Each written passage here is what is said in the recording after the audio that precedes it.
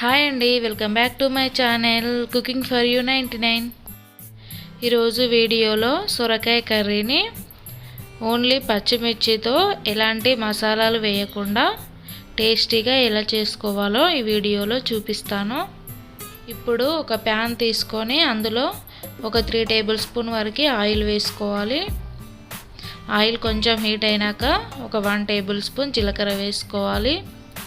అలాగే 1 table spoon ఆవాలు, cut చేసి పెట్టుకున్న ఒక ఆనియన్ వేసుకోవాలి.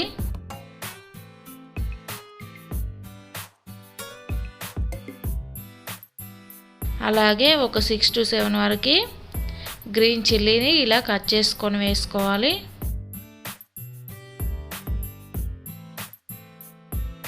ఇలా అంతా కలిసేలా మిక్స్ చేసుకోవాలి.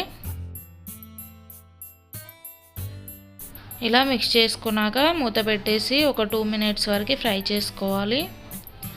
చూడండి, ఇలా చూస్తున్న విధంగా ఫ్రై అవ్వాలి. ఇప్పుడు ఇందులో 1 tablespoon ginger garlic paste వేసుకోవాలి. అలాగే కొంచెం కరివేపాకు వేసుకోవాలి.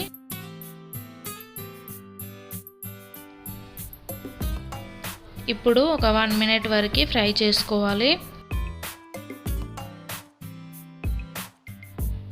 ఇలా ఫ్రై అయిన తర్వాత ఒక 1/2 టేబుల్ స్పూన్ వరకు టర్మరిక్ పౌడర్ వేసుకోవాలి.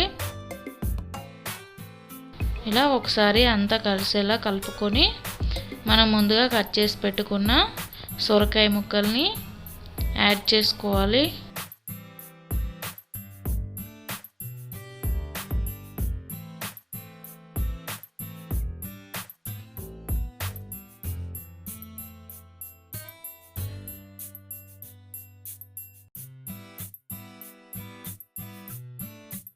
ఇప్పుడు మసాలా అంతా కలిసేలాగా ఒకసారి మిక్స్ చేసుకోవాలి.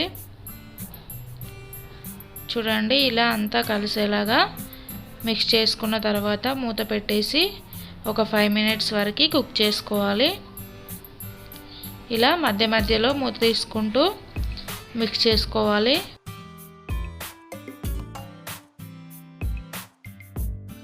ఇలా మిక్స్ చేసుకున్న తర్వాత ఇప్పుడు ఇందులో సాల్ట్ని అడ్జస్ట్ చేసుకొని వేసుకోండి. ఇలా వేసుకున్నాక ఒకసారి అంతా కలిసేలాగా మిక్స్ చేసుకోవాలి. ఇప్పుడు కొంచెం కొత్తిమీర వేసుకొని మిక్స్ చేసుకోవాలి.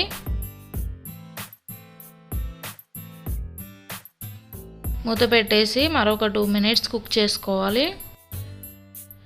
2 minutes తర్వాత మూత తీసి ఒకసారి కలుపుకోవాలి.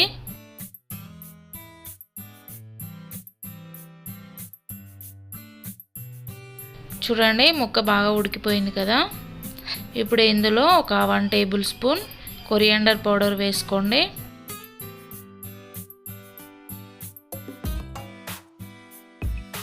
వేసుకొని ఒకసారి అంతా కలిసేలాగా కలుపుకోవాలి.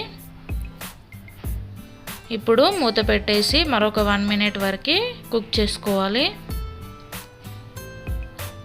అంతే అండి, టేస్టీగా అండ్ సింపుల్గా సొరకాయ కర్రీ రెడీ.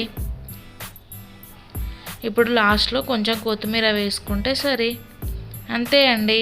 ఈ రెసిపీ కనుక మీకు నచ్చినట్లయితే ప్లీజ్ లైక్ చేయండి, షేర్ చేయండి అండ్ సబ్స్క్రైబ్ చేసుకోండి. Thank you for watching.